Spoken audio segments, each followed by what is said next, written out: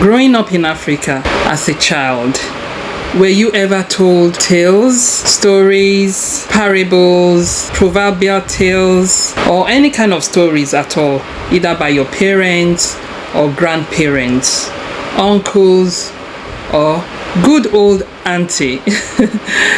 So, if you happen to have experienced such growing up, that is called oral tradition, where culture is told to the next generation in a theatrical manner, whereby these stories are played out or in songs and lullabies, so the next generation can understand and at the same time enjoy what the African culture is all about.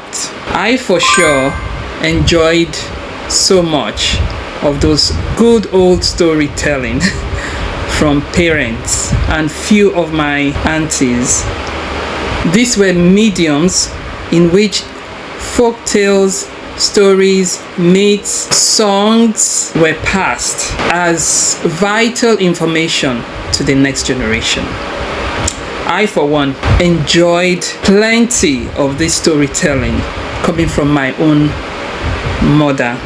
I could remember one of the stories she told me because she didn't want me to do what I was doing, and because she didn't want to go the spanky way. So she told me this story in order for me to stop, which worked greatly because I believed it, because I loved stories.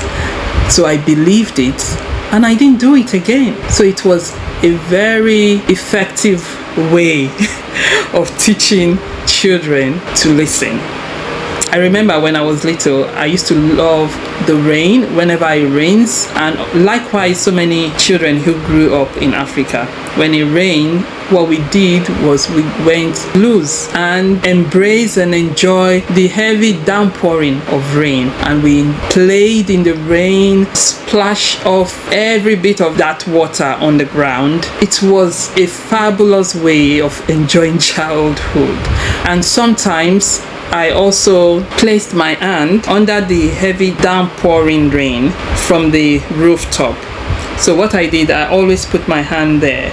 And my mom could see that doing that after playing in the rain made me catch cold, because my hands became cold. Because I was enjoying it as a child, my mom would say stop, but I wouldn't listen. So she told me an old African tale in the form of another character who normally do what I was doing, and at the end of the day, after doing that, the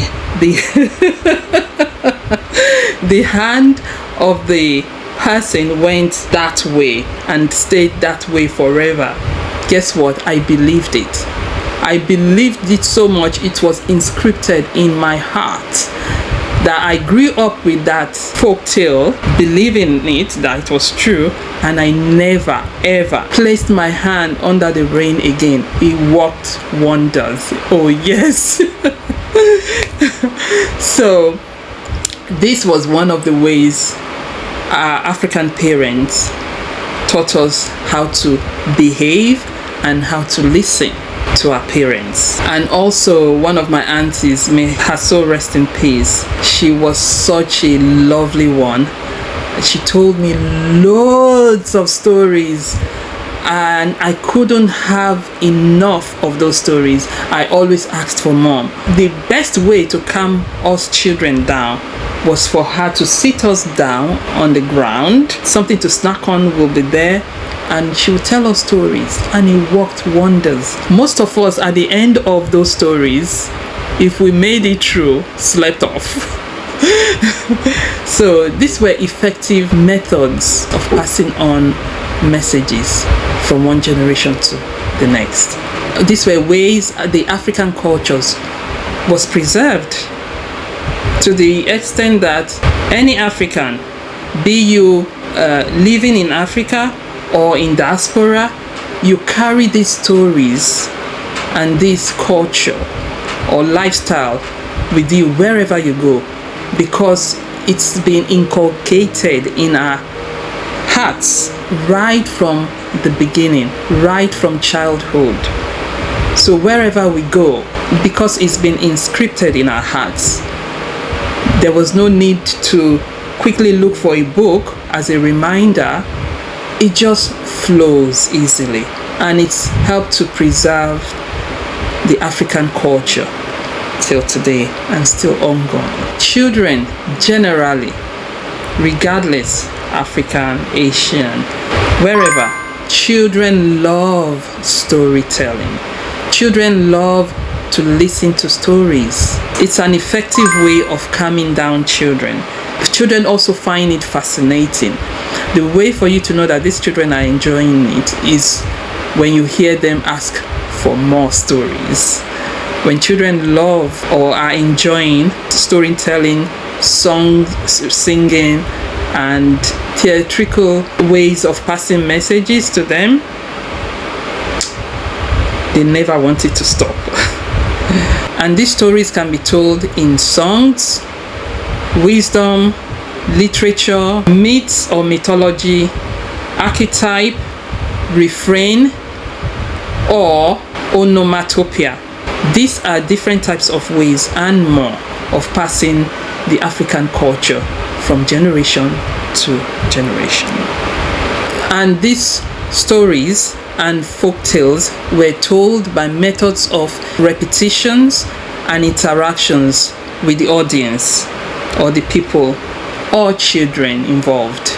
In the ancient African spirituality, these stories and folk tales were not written down, so there was a lot of repetition involved and a lot of interactions involved in order to instill the message or instructions attached to these stories or folk tales to the audience or children. And it also encouraged memorization, because when things are told repetitively, therefore you can take it wherever you go. It stays with you forever.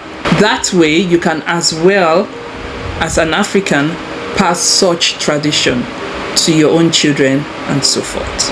And I found that this type of oral tradition was also practiced in the Old Testament of the Bible, which shows and confirms some sort of similarities with the African culture. So the message here is, books may fade away. Books might get lost in transit or might be destroyed, but an instruction embedded in your heart through the oral tradition can never be lost. It's forever inscripted in your heart. It has become part of your daily routine. It has become your culture. In preservation of such important tradition and its values going to the African system and ways of living. With this, I say thank you very much for listening and watching. Hope to see you in the next video. Take care now. Bye.